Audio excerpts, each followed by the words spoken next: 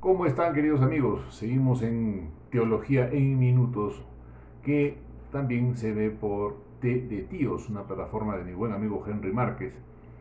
Y bueno, me comprometí a seguir siempre con esta colección de catequesis, de reflexiones teológicas, como quieran llamarlo, como quieran recibirlo. He comenzado a releer el libro Jesús de Nazaret de Benedicto XVI, el cardenal Joseph Ratzinger, cuyo aniversario de fallecimiento hemos recordado el 31 de diciembre del año pasado. Y bueno, mi última lectura fue la de la infancia de Jesús, los evangelios de la infancia, y quería simplemente dejarles una pequeña nota sobre ese asunto. Es muy valioso y muy interesante el enfoque que le da el Papa Benedicto XVI, sobre todo porque él reconoce muy bien que ninguno de estos libros es un acto magisterial propiamente, sin embargo es una enseñanza muy profunda. Es la enseñanza de un teólogo muy abierto siempre a la controversia y a la discusión, pero también muy sensible a la comunión en la fe. Por eso es que el libro para mí es de una gran relevancia en la comprensión de la fe, ¿no? De la teología y de la fe. Por eso es que quería comentar brevemente solo un apunte. Quienes conocen la Biblia sabrán que los evangelios de la infancia están contenidos básicamente en el Evangelio de Mateo y en el Evangelio de Lucas. No está en Marcos, que empieza con la vida pública, y tampoco está en el Evangelio de Juan, que empieza con el prólogo que sitúa a Jesucristo como preexistente a la tierra, y después empieza con la vida pública también. Entonces, si nosotros nos fijamos en Mateo y en Lucas, vamos a encontrar dos genealogías, una en cada uno. En la genealogía de Mateo, Mateo va desde Abraham hasta Jesús, con lo cual sitúa, por así decir, en una órbita judía el nacimiento de Cristo. La genealogía es como una síntesis de toda la historia de la salvación. Abraham, el hombre de la fe, es heredado, por así decir, por Moisés, el gran profeta, del cual se espera además un segundo Moisés que va a ser el mismo Jesucristo. David, el hombre según el corazón de Dios, los profetas, el resto fiel y finalmente Jesucristo. En la genealogía de Lucas, en cambio, se va, por así decir, desde el hoy hacia el pasado, desde Jesús hasta Adán, con lo cual la exégesis siempre ha reconocido con mucha claridad que esta genealogía nos habla de la universalidad del Hijo de Dios. Estas dos genealogías, repito, nos dicen, por así decir, de dónde viene Jesucristo, cuál es su origen. Y el Papa esto es lo que comenta al comienzo, ¿no? ¿Cuál es el origen de Jesucristo? En el Evangelio de Mateo el origen está puesto en Abraham. En el Evangelio de Lucas el origen está puesto en Adán. Con lo cual se nos dicen dos cosas básicas.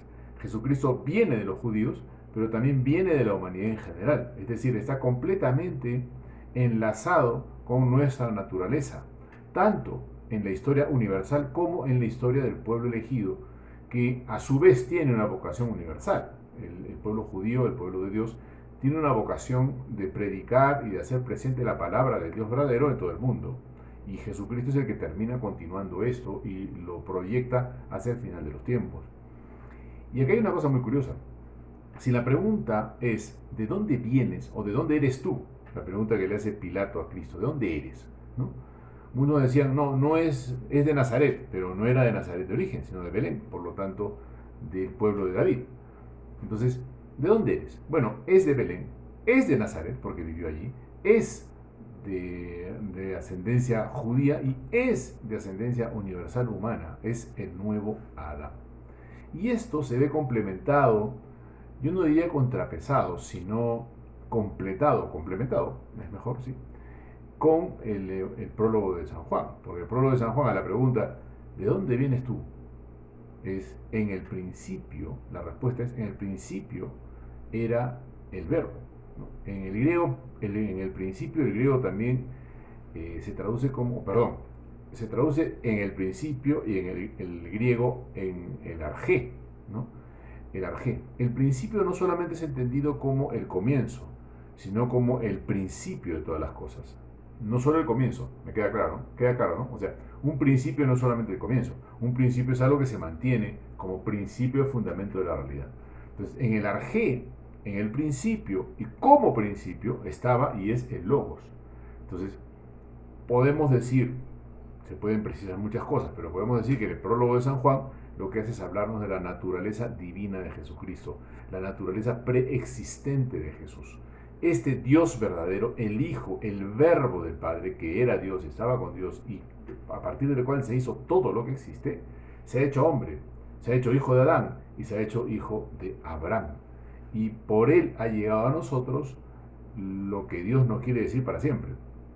Es justamente lo que después va a recoger la carta a los hebreos. De muchas maneras habló Dios en el pasado a los hombres a través de los profetas. Ahora nos ha hablado a través de su Hijo único. Bueno, si este videito sirve para que alguien coja este libro y lo lea entero, que no es muy largo, y además tiene esa sencillez y profundidad típica del buen profesor que fue Joseph Ratzinger, yo me daré por muy bien servido. Nos vemos en la próxima.